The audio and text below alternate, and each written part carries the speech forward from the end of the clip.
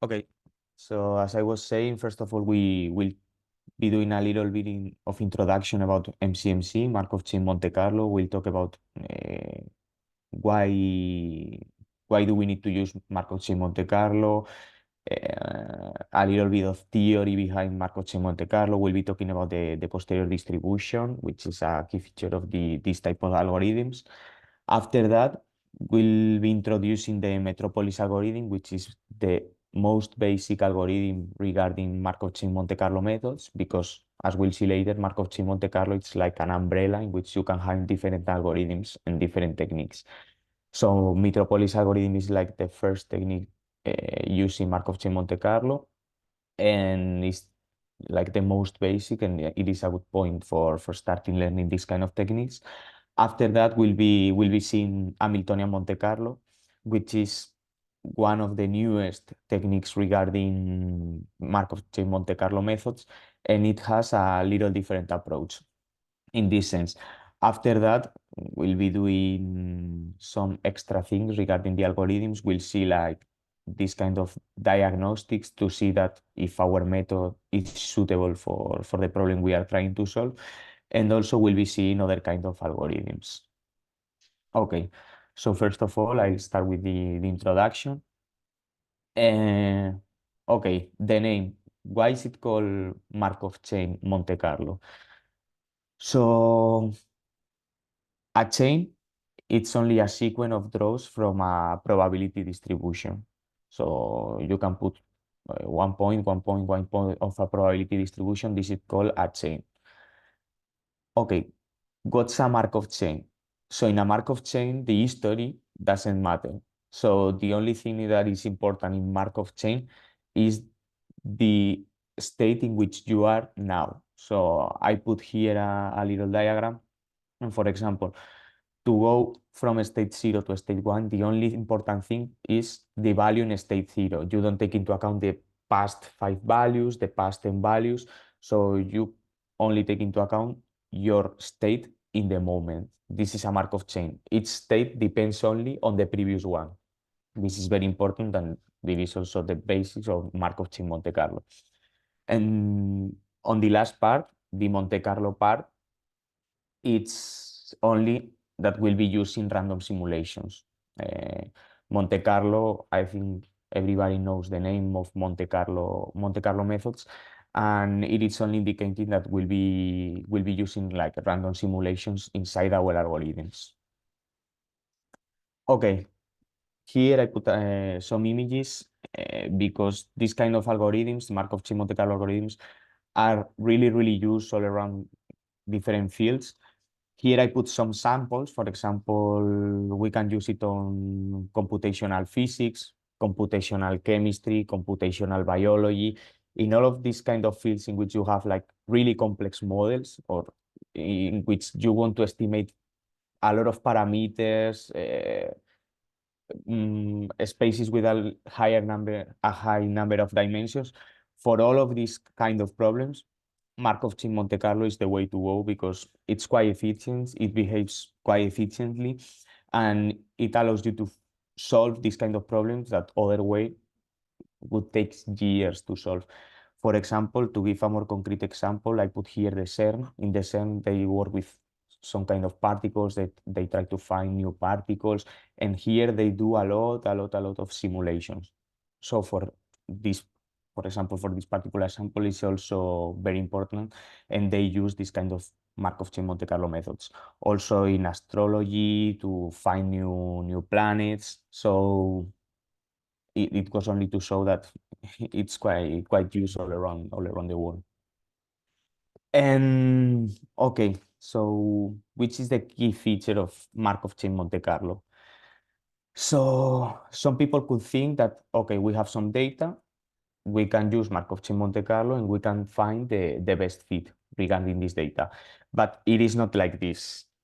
The real thing is that from some data, as we have here, we can use Markov chain Monte Carlo to get a posterior distribution. So in reality, it's like samples from the posterior distribution. So we don't want to fit a curve in some data or to fit a function. We want to find the posterior distribution of the parameters in our function, which is slightly different. And you will be asking like, what is a posterior distribution? So the posterior distribution in reality is called like joint a posteriori probability distribution. Is the probability distribution of some parameters of interest.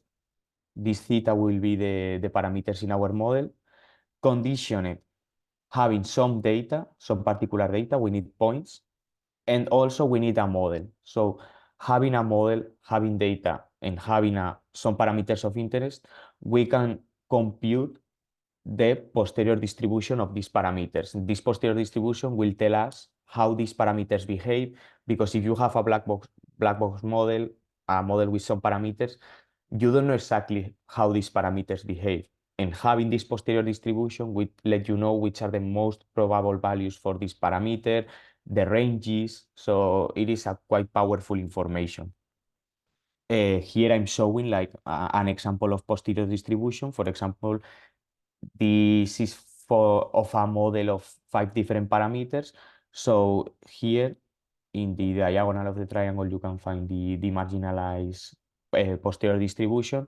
And here, as I said, you can see the range of it, for example, of this parameter, this other range, the distribution, and here you can also have the correlation between those parameters.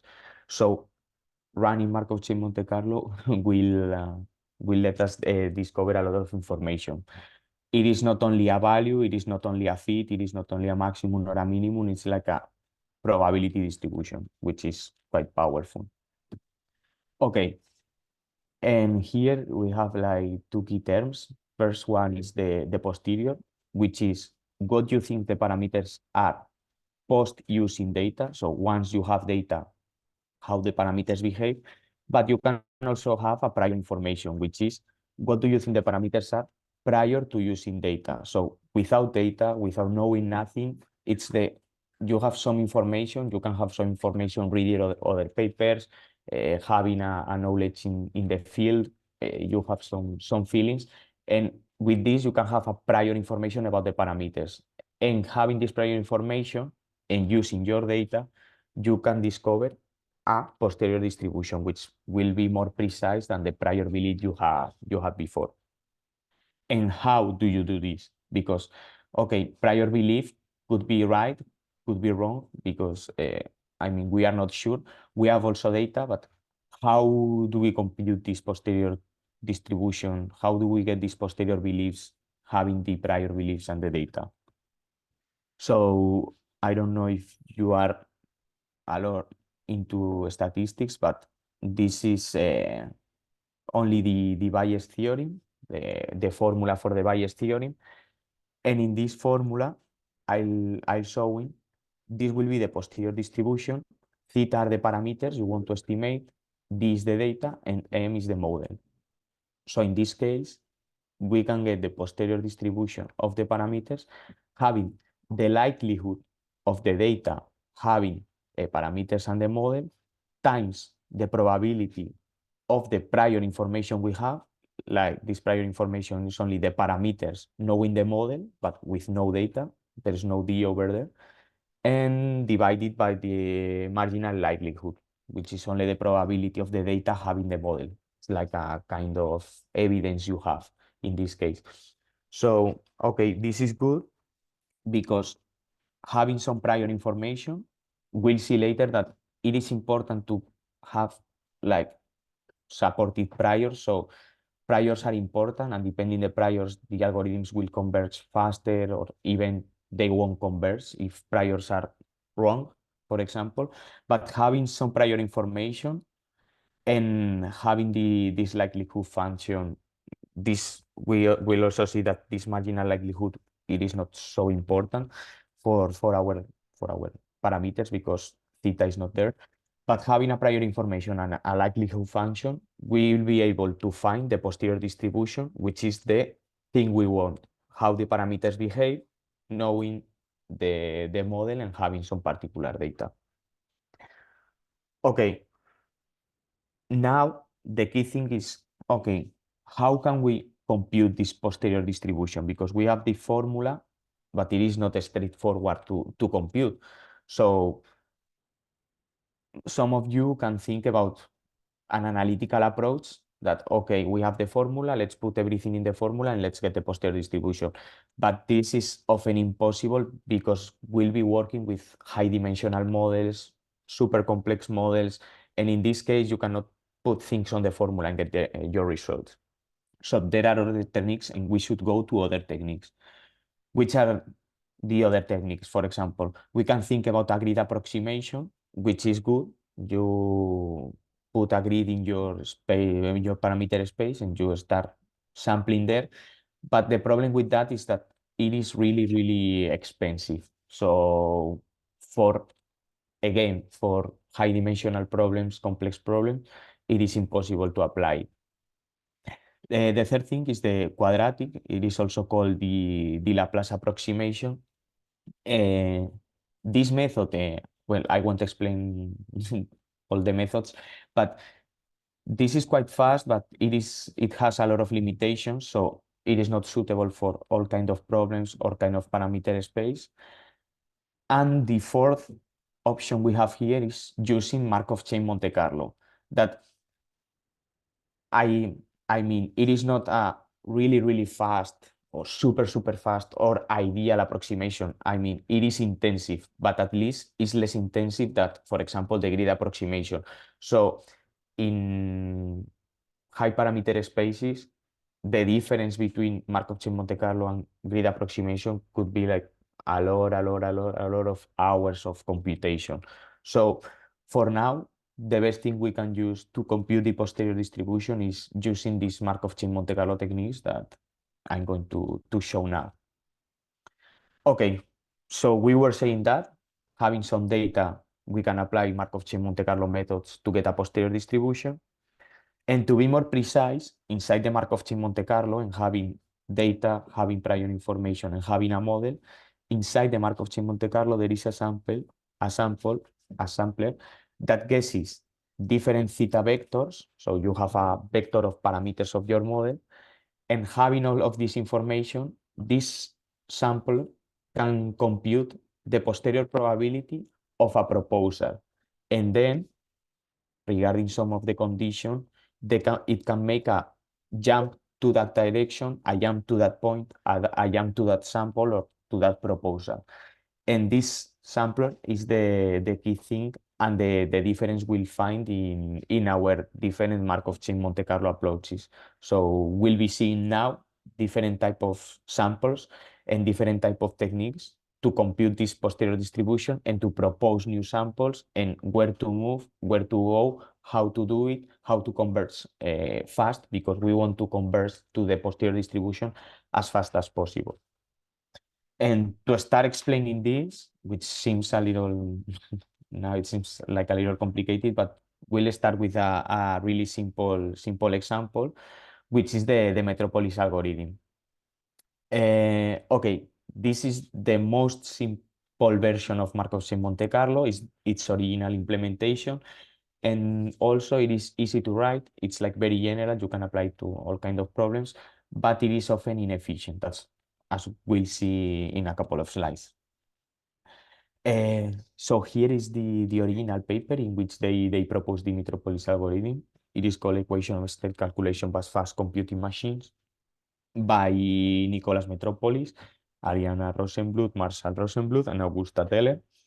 And as you see here, it's from the 1950s. So I don't know if you were aware, but these kind of techniques have quite years behind. So there's a lot of research on that.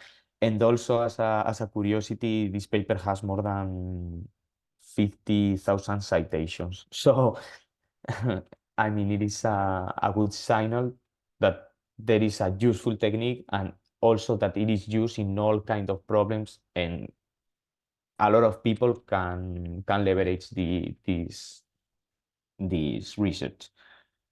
So, okay, how does it work? So first of all, prior of all of these steps, we need to define a function for the likelihood. As we said before, the posterior distribution was a function of the likelihood and also the prior. So defining a function for the likelihood and a prior functions, we can have a formula to compute the posterior distribution. So this is prior to do anything. And we start defining an initial guess for theta, for the parameters. So having the prior, so the possible values for each of the parameters in theta, we can randomly put some values that make sense with that priors and create an initial guess. So in this case, as you see here, this is the high probability region. This is where we want to go. So we want to converge, we want to go to the high probability region, but we start in some random point in the parameter space. This square is the parameter space. This circle is the high probability region where we want to get, and this is our initial guess. This initial guess have a particular, like has precise values for the parameters in theta, and also a probability. Okay, what do we know? What do we do next? Okay, having this initial sample, we need to jump to another place on the parameter space.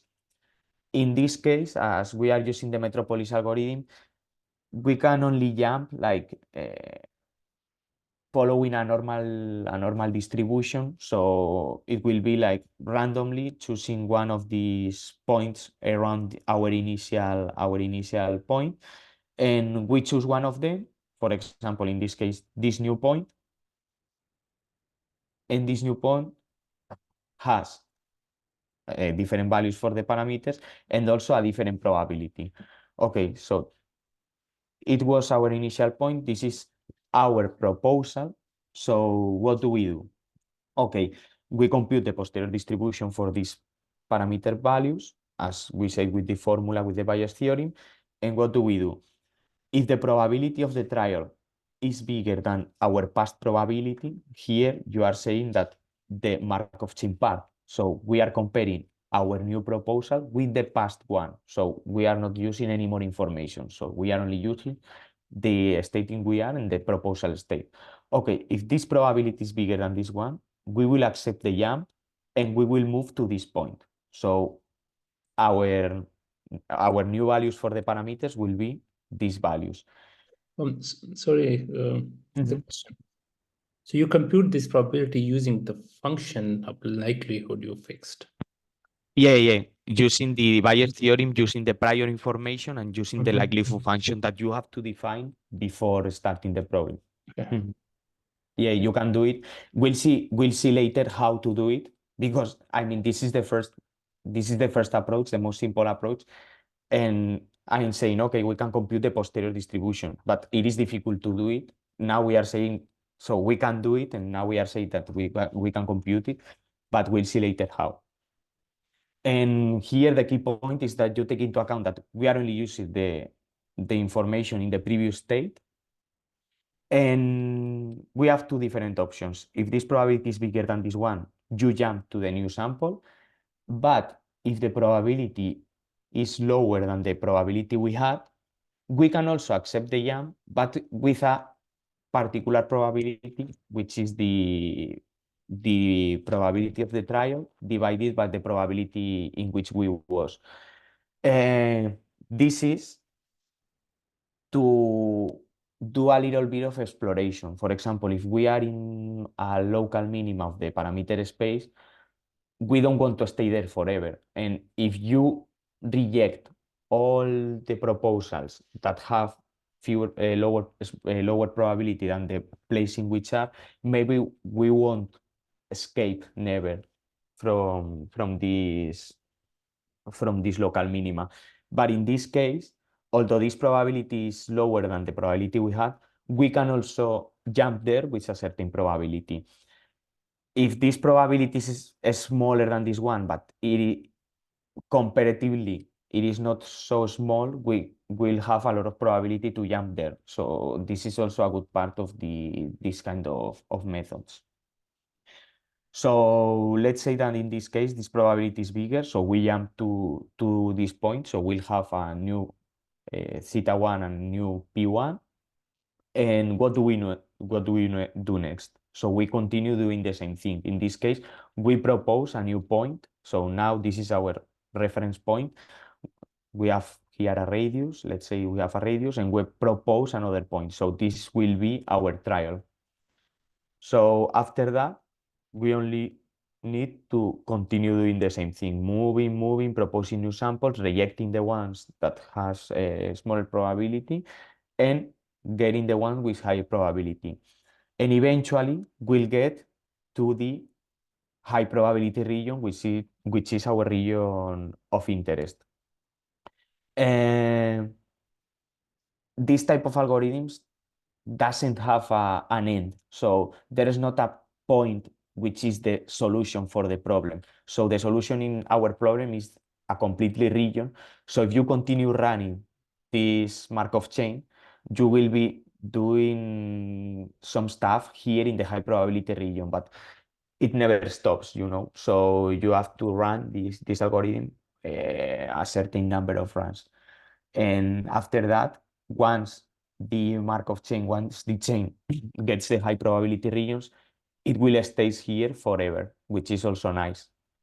And the last thing is that this was our high probability region. This is our region of interest, but we have done a lot of steps to get there. But these steps are not relevant for our problem. So for our problem, we want to get this high probability region. So these first steps are called the burn-in steps, the burn-in phase, and we can remove it for the solution on our problem. So in this kind of algorithms, it is usual to do some iterations for burning, and after that, take the next iteration as our solution for the problem. So here you'll find a visual example on how it works. Here you have some points, and in red you will have the points that are rejected, and in white you will have the points that we take. So in this case, this is the high probability region. So in the middle of the parameter space, in this case we have two different parameters. In the middle of the parameter space is the high probability region, and here you have less probability on the borders. So as you see at first, it started like more randomly from here, but once it reached the high probability regions, you can see that it stays there for a long time. And if the proposal is here or is far, it will be rejected because the probability here is much bigger than here. Although it is also possible to put another sample here because of what we said, the exploration path. Okay, as other type of algorithms, this Metropolis algorithm needs tuning of some parameters. So in this case, you can have a different sizes for the step size. So the step size can be large or can be small. In large parameter space, in large step sizes, the problem is that you once you reach the high probability region, as the steps are large, you can go out from this high probability region, which is not good because what you want is when you reach there, you want to stay there.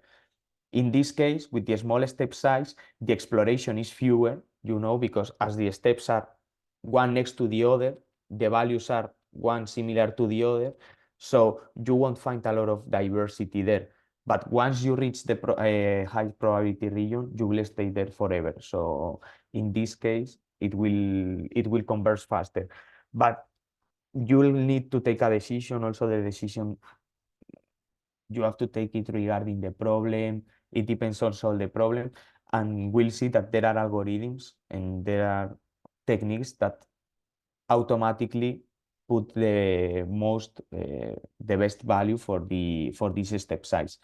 And apart from the step size, which will be, well, it should be showing here, but it's a bit slow. I don't know why. But apart from the step size, there is also another parameter, which is the longitude of the path. So in this case, how many paths should we run to get to the high probability region?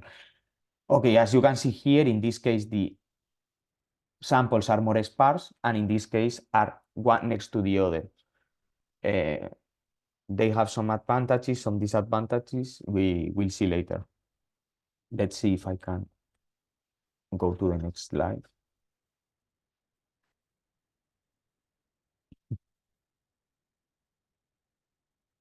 Okay,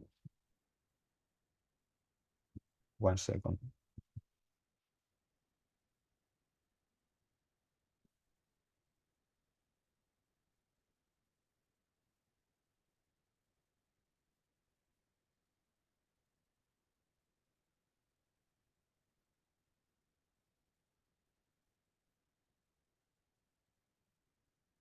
Give me 1 second.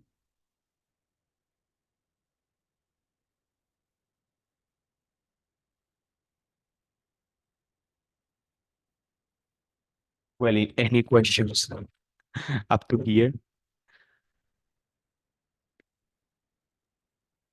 I had some observations. Mhm, So you construct this sequence in such a way that it runs into this high probability region. mhm. Yeah. How this resembles with the the notion of attractor in a dynamical system. If you have like a vector field and then you start with function, the trajectory just go towards the sink. What, sorry? So there's a Mhm, notion in dynamical systems. mhm, Um, it's called sink. So if mhm, you start with any initial value, then the flow would just run into that mhm. set, which I think it's called attractor more precisely. Mhm. And here Yeah. you are starting with something and then you force your sequence to run into that Mhm, particular region, mhm. which has high probability in your language, but there they call it attractor. Do, Mhm. do you see any resemblance? Like, Yeah, so in this case, I mean, it looks like magic, and this magically goes to the high probability region.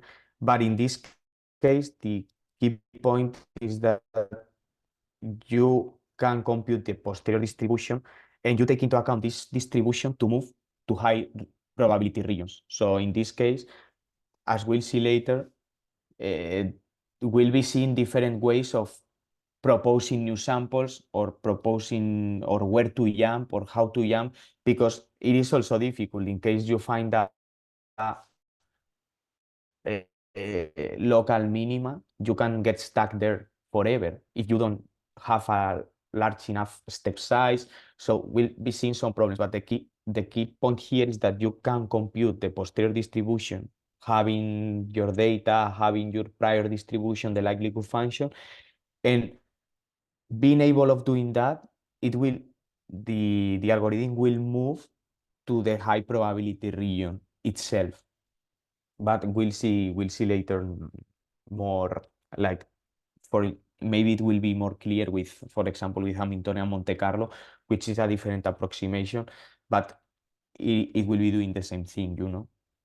Here I'm also showing some problems of this algorithm, this Metropolis algorithm, because as I said, the Metropolis algorithm does normal proposals. So from this point, you can move to these points around the points you are taking into account. But okay, what happens here? If your high probability region is like this, like a really long probability region, if you are in this point, normal proposals will be very inefficient here, because you will only accept the ones that are in this thin probability region. Because if you want to move here, the probability here will be lower than here. So you will reject, and you will reject a very high percent of your proposals.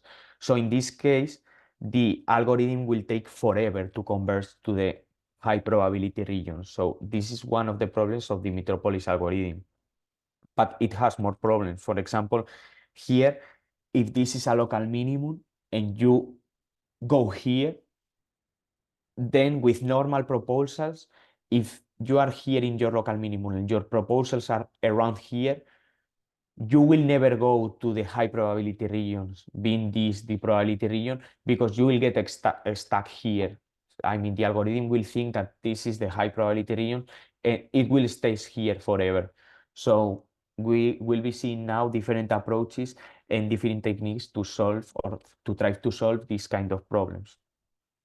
So in this sense, after Metropolis, which was an algorithm from the 1950s, we have a lot of new techniques, a lot of new algorithms, a lot of innovation in this field. And the best methods in this sense, all of them use gradients. As all of you know, the gradients is like the slope of the function. It let us know how the function moves, like the direction, in which direction increases, in which direction decreases. And this is a very good thing to move around the parameter space, because you want to go to the lower part of the parameter space, so in this case to the higher probability region, to the higher part of the parameter space. So it is good for the algorithm to know in which direction increases the most, in which direction decreases, to not to go there. So we'll see in a new approach with the Hamiltonian Monte Carlo, and which is the basis of the Hamiltonian Monte Carlo. So as you see here, this is a skate park, a skate bowl of a skate park, and the Hamiltonian Monte Carlo will be focused on this structure. As you see here, the skateboarder is moving all around the skate ball, and I mean, he doesn't know or he's not really aware of the shape of the ball, and I mean, he's leveraging the potential energy and the momentum he has. So the potential energy, the gravity, will guide him to the high probability region, which in this case is the lower part of the skate ball. So in this case, the borders will have a low probability, and in the middle, in this part, you will have a high probability. In this case, here we can find a local minimum in this case, but we have to think in our new approach as a skater, a particle as a skater, that leveraging the potential energy, leveraging the gravity, this uh, these things will lead him to the high probability region. So the skater, the only thing he knows is like, okay, I know that here, if I go this direction, I'll go down. But after that, the gravity does the thing. Like, I mean, the gravity follows the path. We'll be seeing it like more precisely here. And following this part, let's say we have the same parameter space as before. This is the high probability region. In this case, in the borders, we have less probability. And here are the movements of the particles now. If you remember before with the Metropolis algorithm, the proposals were in a circle around the point, and now we are leveraging using the gradient of the function, the local gradient of the function, because we don't know the distribution, we don't know how this function is, because we want to sample from this function.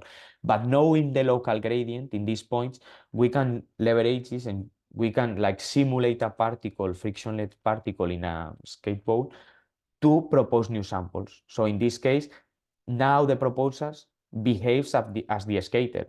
So in this case, if it goes this direction, then it goes again down.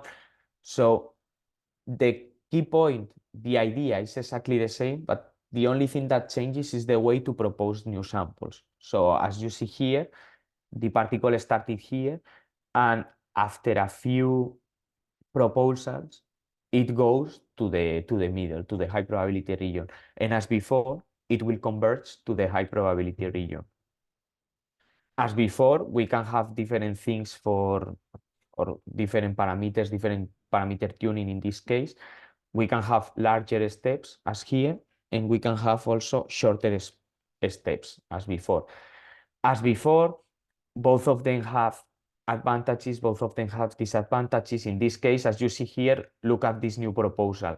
Like it does like random things, or it goes like this and then it returns to the original point. So maybe we want to avoid this kind of behaviors, like this kind of random behaviors, because if the step is too long, then it has a lot of energy, and instead of staying here in the high probability region, it passes and then it returns to the same thing. And on the other way, having shorter step sizes will produce more conservative samples, which is also good on that side, but on the other side could be a disadvantage in case you don't want to follow on local minima. So as before, this is also a key point of the algorithms. And well, we are lucky that this field is a very studied field, and we will find a lot of techniques in which these parameters or these tunings of the parameters will be done itself. Okay. Wait, sorry. Okay, so let's move. In this case, if you remember before, I showed a particular problem of the Metropolis algorithm, and is when the high probability region is like an oval, or it's like very thin, or with a not circular shape. In this case, as you see here, we can see how the proposals are. And in this case, look, as we are leveraging, here we have a lot of probability. Here probability is low, here probability is low, and here is really high. Look at the proposals. In the other way, with the Metropolis algorithm, the proposals were set randomly in a circle around this, so most of them will be rejected. But in this case, all the proposals like kind of fails in the high probability region, which is also good. So at least one of the problems we had before, I mean, we can say it is kind of solved. And okay, regarding your question before, Hamiltonian Monte Carlo needs gradients. So how do we compute these gradients? Because they can be calculated for all the parameters, but it is not efficient, because if you change one of the parameters of the model, if you change one little thing of the model, you will need to calculate everything again, you know? So for that, there is this technique, which is called the automatic differentiation, autodiff technique, in which using the Jacobian matrix, the derivatives of the function regarding all the parameters, you can compute the values for the gradient. And using that, you can put as an input your particular values for theta, your particular values for the parameters, and you will get the gradient in that point. So you will know where to go and the behavior of the particle to propose new samples. And as a curiosity, this automatic differentiation technique is quite a studied technique, and it is used in many machine learning approaches. For example, backpropagation of neural networks is a special case of automatic differentiation, because backpropagation also use gradients. And in general, for all machine learning techniques, or for all difficult problems, for all kind of problems where you need a lot of data, you will be using some kind of automatic differentiation, or you will be using behind gradients. In our case, if you are interested on Markov chain Monte Carlo methods, or in particular this Hamiltonian Monte Carlo methods, there is a Stan, which is a software, and now I'll go for questions, which is a software in which, well, you can have R stand, and you can use it stand with R. You can use a stand with different programming languages, and it's like the state-of-the-art platform to do this kind of Bayesian modeling, Bayesian statistics, Markov chain Monte Carlo, and Hamiltonian Monte Carlo. So for all of you who are interested, uh, write it down. I don't know if we have any questions. Can you maybe explain this first step a bit more? Uh-huh. So you say this method needs gradients. Uh-huh. Can you move a bit more in that direction? Hmm. As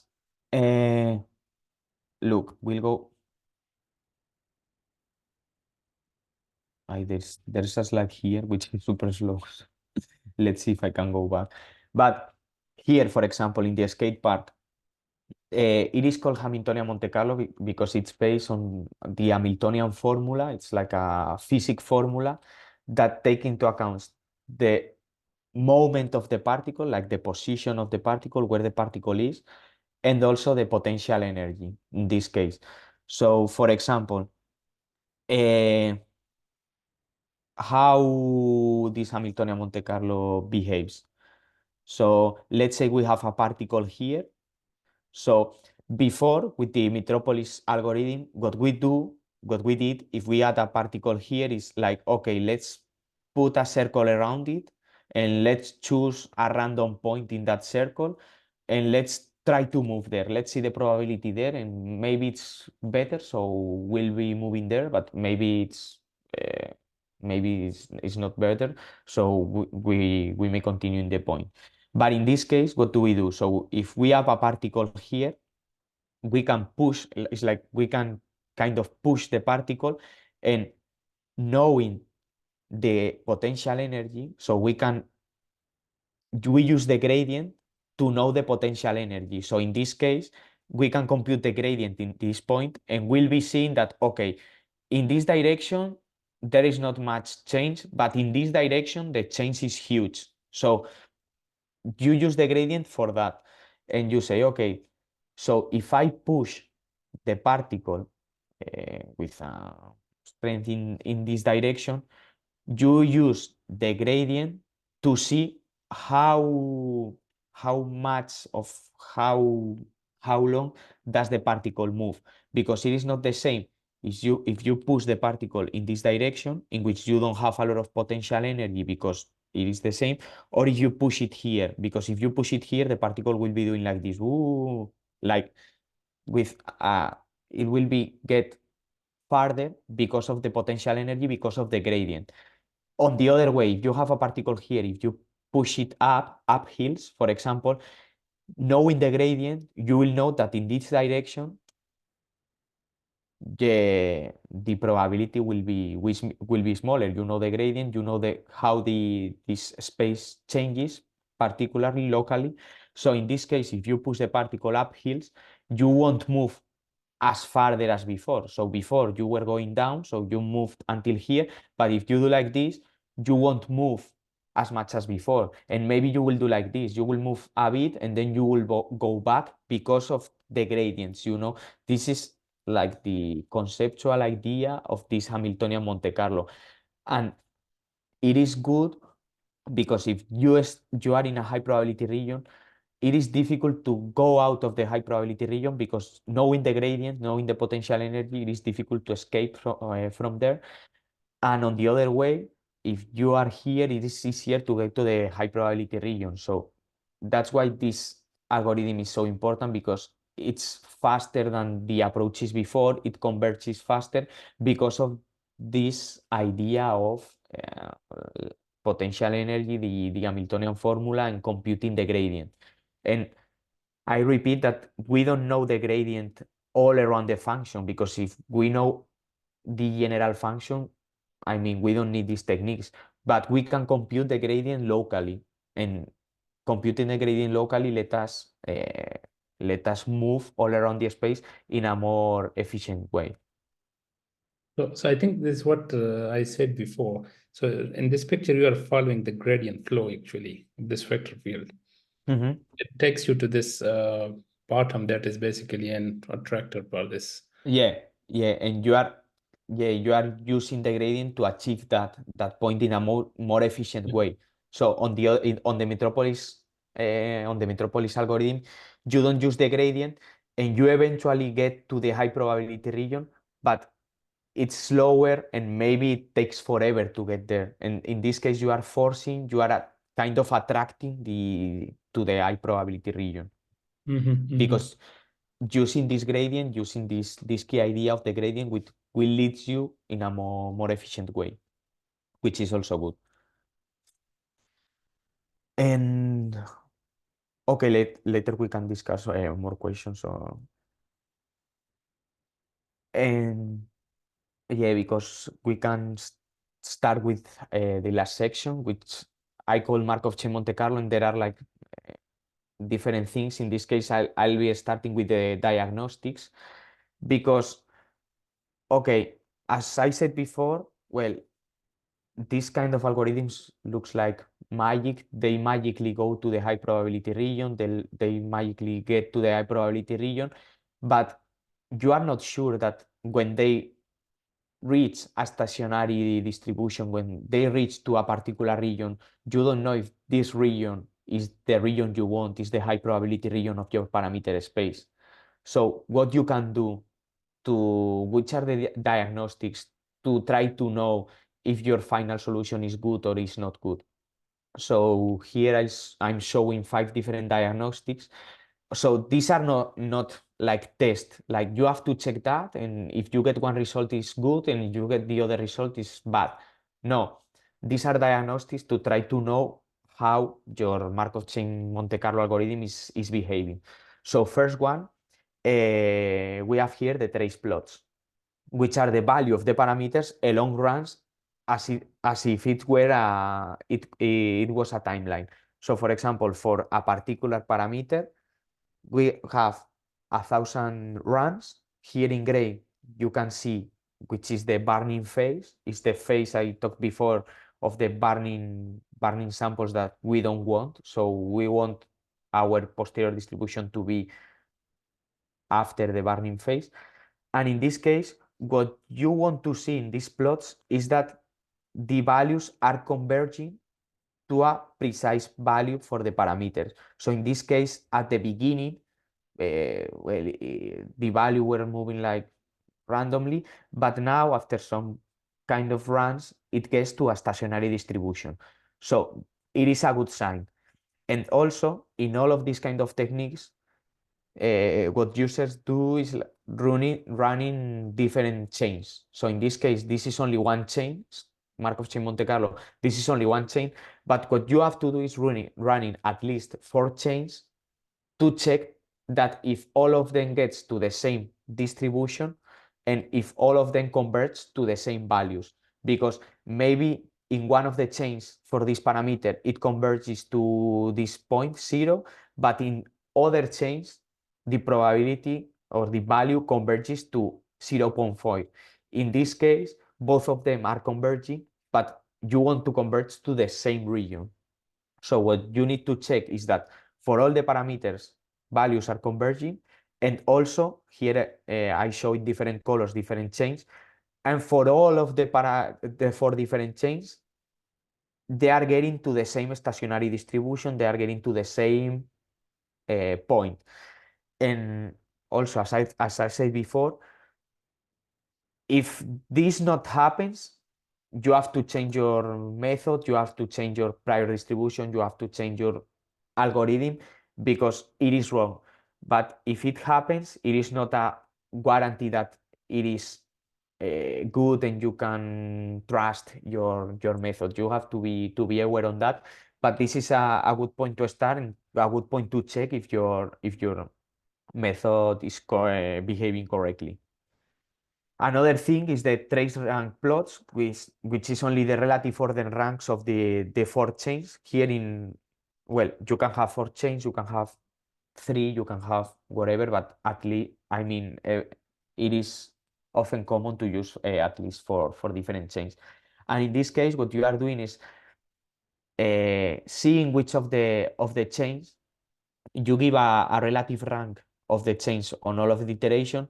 And what you want to see here is that there are not one of the chains which is above all of the rest for a long time or below the rest for a long time. You want all the chains to explore the whole parameter space. So you want mixing values and you want to see like this kind of peaks of different colors. In this case, we don't see clearly a region in which one of the chains outperforms the rest of the chains, because if this happens, it is a bad sign, and it is a bad sign because one of the chains is going apart from the rest of the chains, which is not good. You have to take also into account that they are all exploring the same regions and the whole parameter space. Also, apart from that, you can compute the R hat, which is only the ratio of the variances. So you can divide the general for all the chains, all the 4 chains, you can compute the variance, and you can compute also the within chain variance. In doing that ratio, if it's close to 1, it is a good sign that your method is behaving correctly. And if it's far from 1, you may change something because you cannot have different variances for different chains. So you want all your chains to behave the same way, to explore the same regions, to end in the same extractionary distribution. So you want them to follow the same way to be sure that they are behaving correctly. And apart from that, we can also check the number of effective samples that check the autocorrelation of the model, and you can also check several kind of things like, for example, divergent transitions, like the number of divergent transitions, which is a kind of how many proposals have been rejected. Because if you reject a lot of proposals, maybe something is going wrong there. If you are rejecting a lot, maybe you have to change your priors, change the way in which you propose new samples, because it is not good to see things like this. And to finish, so today we talk about the Metropolis algorithm, which is like the original implementation for Markov chain Monte Carlo. And we talk also about the Hamiltonian Monte Carlo, which is kind of the most used methods now. But we have a lot of different techniques, a lot of different algorithms. In this case, I've put here some of them which are based on the random walk. The random walk is just moving randomly to one of the to one part of the parameter space. So apart from the Metropolis algorithm, we can have the Metropolis Hastings algorithm, which is kind of the same, but with the values shift to the positive side. So before we propose the new sample, like following a normal distribution, like symmetric normally distribution, and in this case, it's almost the same, but a little shift to the positive side. We can have also a slice sampling, uh, which it alternates like uniform sampling in one direction and in another direction to try to achieve the high probability region. And apart from that, we can have different type of techniques. For example, I put here another techniques which are based on interactive particle. They are called like interacting particle methods. I don't know if you have heard about simulation annealing, but the key point of that is that we have a temperature value, and this temperature value is decreasing as long as we run the algorithm. And the higher the temperature, the easier it is to accept a sample. So with this, with the simulated annealing, what happens? That on the first iteration, you almost accept everything, which is good because you don't know a lot about the parameter space, so you want to explore as much as possible.